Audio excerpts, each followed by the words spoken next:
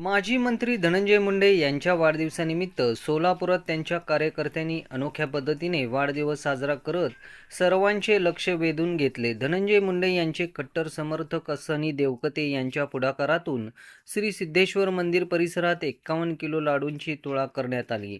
तसेच भावी मंत्री धनंजय मुंडे असे फलक आणि पोस्टरही यावेळी झळकले। यावेळी सनी देवकते यांनी धनंजय मुंडे यांचा फोटो हातात घेऊन सोलापूरचे ग्रामदैवत श्री सिद्धरामेश्वर महाराज यांच्या चरणी साकडे घातले। धनंजय मुंडे पुन्हा मंत्रिपदाची शपथ घेईपर्यंत आपण डोक्यावर फेटा घालणार नाही असा संकल्प त्यांनी यावेळी जाहीर केला। कार्यक्रमात धनंजय मुंडे यांच्या नावाने 51 किलो लाडूंची तुळा करण्यात आली। त्यानंतर उपस्थित नागरिक, कार्यकर्ते आणि भाविकांना लाडूचा प्रसाद वाटण्यात आला।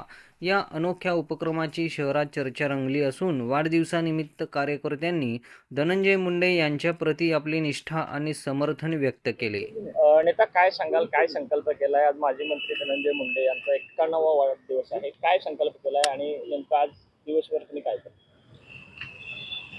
संघर्ष योद्धा म्हणून महाराष्ट्रात प्रसिद्ध असलेले, ज्याच्या संघर्ष पाचवीला पुजले, एक राजकारणातला कोहिनूर हिरा, हिमालय पर्वता एवढा उंचीचा असा आमचा नेता माननीय धनंजय मुंडे साहेब यांच्या आज 51व्या वाढदिवसानिमित्त आज DM प्रतिष्ठानमार्फत सोलापूर सिद्धेश्वर ग्रामदैवत येथे 51 किलोचा बुंदीचा लाडू अर्पण करण्यात आला।